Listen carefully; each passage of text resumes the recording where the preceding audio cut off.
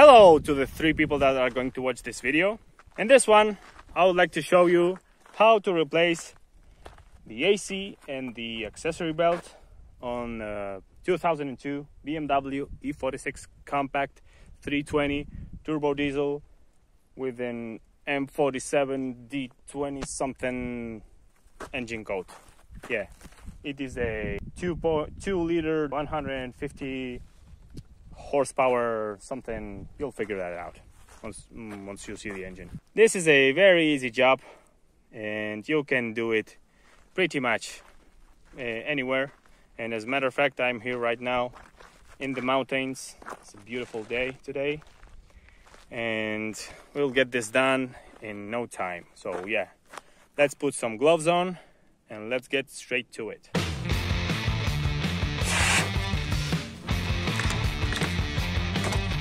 Okay, so here's the engine bay. Yours may look different to mine because mine is missing the central cover basically. And here is the tools that we are going to be using.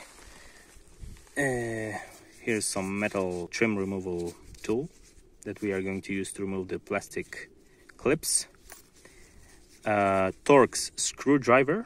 I don't know exactly what size is this one. 16 or 17 millimeter wrench, a 24 millimeter socket with a ratchet.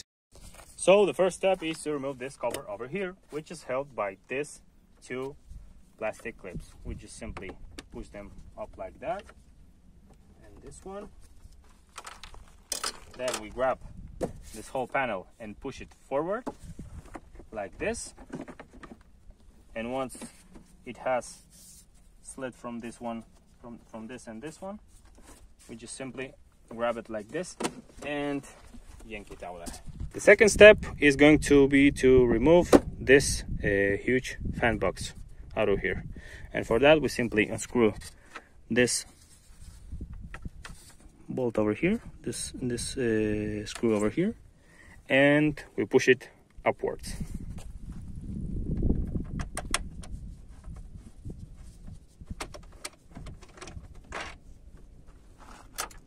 And make sure that before you start pulling it upwards, make sure to unplug this connector over here, like this.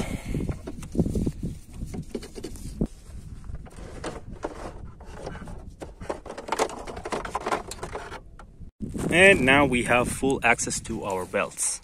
This is our air conditioning belt and this is the accessory belt. So let's remove the air conditioning belt first by applying some force to this tensioner over here. Actually, you know what, let me put the camera in the tripod. Okay, we simply grab our 16 millimeter wrench, apply some force on the tensioner, and our belt is off.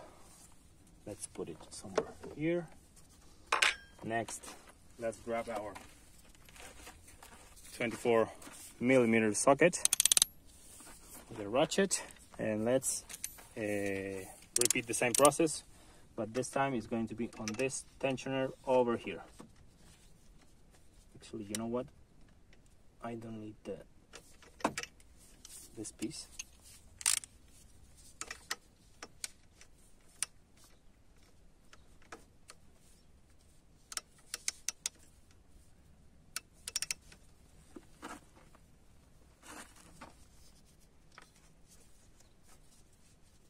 And our belt is off. Now we can remove the belt completely.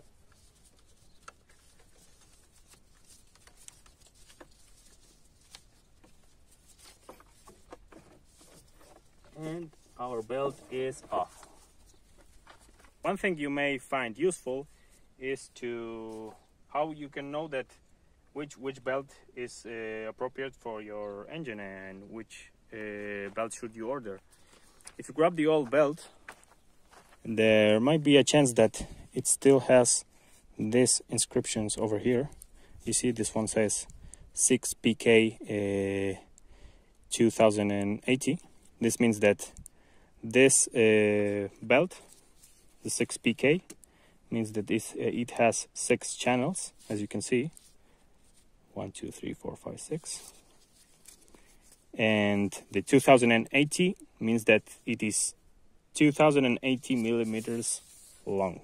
And we have the same thing on our other belt, which is, I'm not going to replace.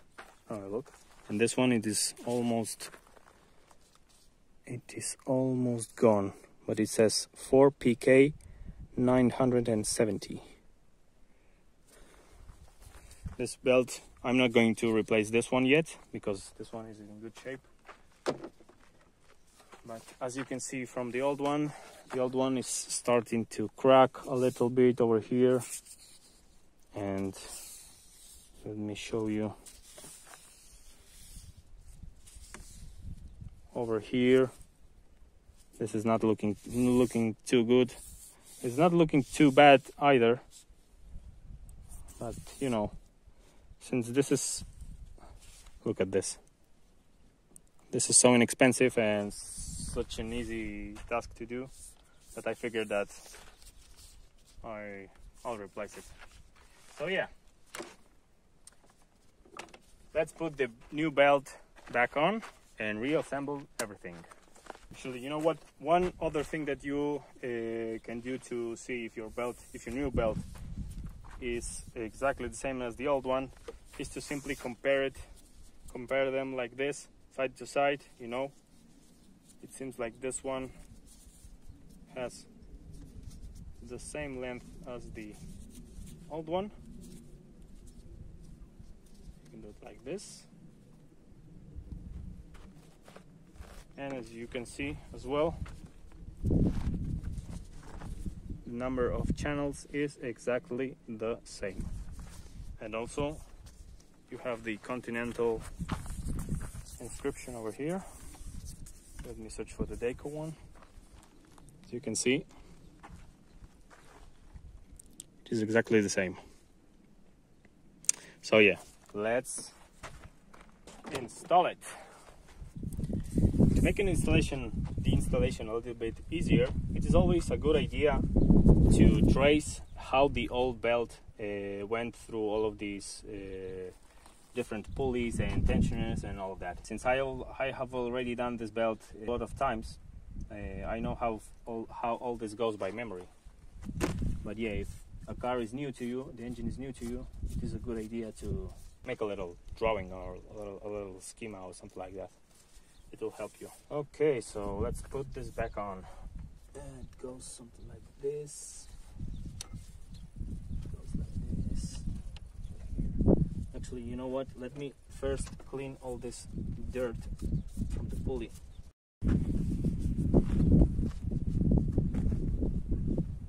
Yeah, that's way better. I have to be careful to not touch the engine block because the engine block is covered in all sorts of bad stuff. Actually, let me. Ooh.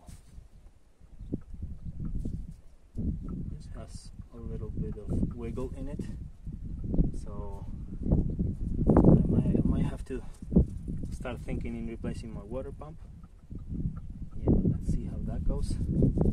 For now, let's put the new belt back on.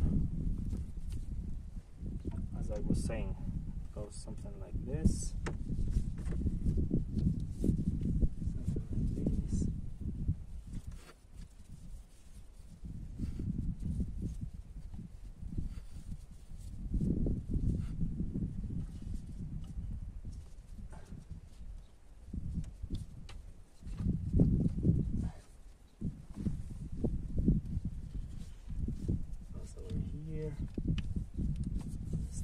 Power steering pump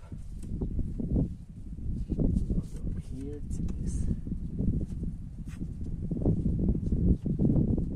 idler pulley over here, and then it goes back to the alternator, and yeah, now it is reaching a point in which here it starts having some tension. So let's grab our ratchet again.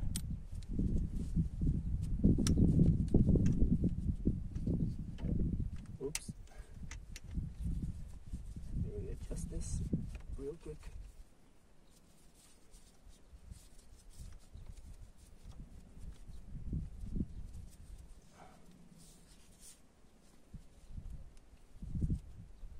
Actually, you know what? Let me readjust the wrench as well.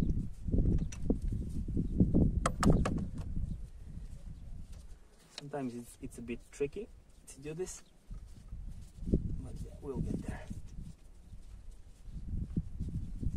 Okay, it looks like we are in good shape over here.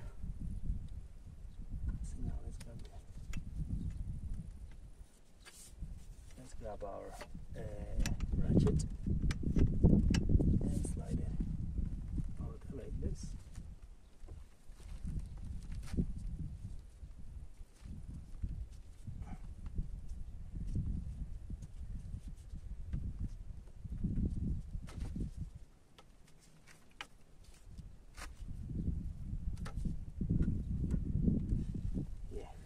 To readjust it over the water pump a little bit, but that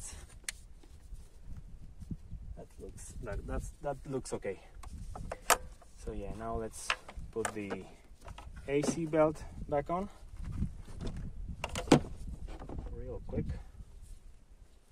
Slide it over the compressor and our crankshaft damper or harmonic something balancer or something like that.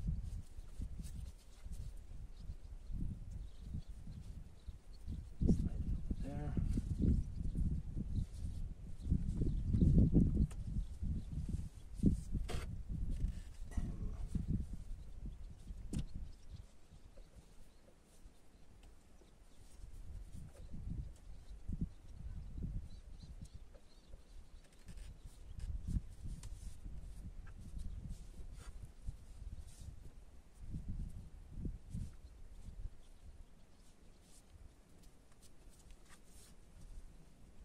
Yeah, that looks good to me.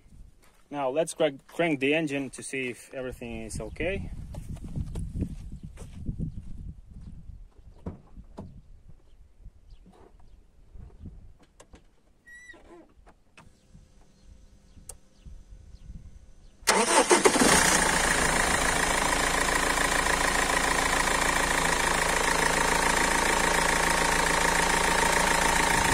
And it seems like everything is working fine. So now we can start reassembling it all again, putting it back together. This front box likes to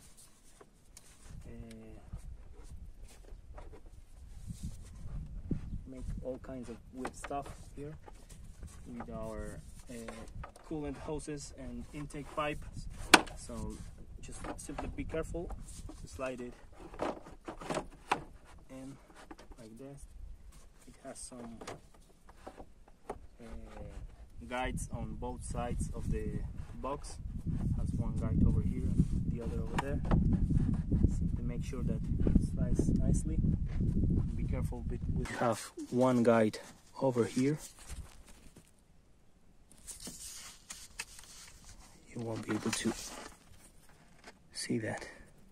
You have one guide over here. Yeah, something like that. And you have the other guide over here that you won't be able to see unless I lift this up a little bit. No, actually, you know what? There's no guide over here. Yeah, there's only one guide over here. And one thing that always happens to me is that the box is this water hose is getting in the way of the box, and it doesn't allow it to slide all the way down, so we have to lift it up a tiny little bit. I can zoom that one. You have to lift it up a little bit and simply slide this hose like that, and it will pop into place like that. Yeah, now it's in place. Make sure you reconnect this connector over here. Yeah, something like that. And then you simply grab your screw. As you can see, this is an aftermarket screw with an aftermarket separator, all custom, of course, and you reassemble it. If you are very strong, you can do it by hand without using any screwdrivers. I guess I'm not that strong, so I'm going to use my comfy Torx. Actually, I don't know how this tool is called in English. It's like an Allen key, but it's not an Allen key.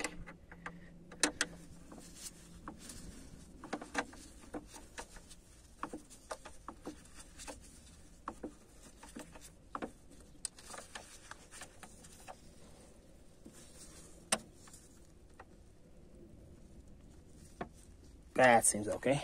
And now let's reinstall the final piece, which is this one. And I'll reinstall it exactly in the opposite way of the way that I did it to put it out. We will slide this one over here.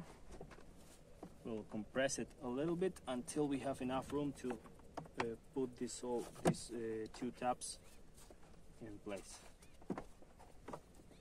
Like this. Now you simply grab your plastic pins. I don't know what you call this.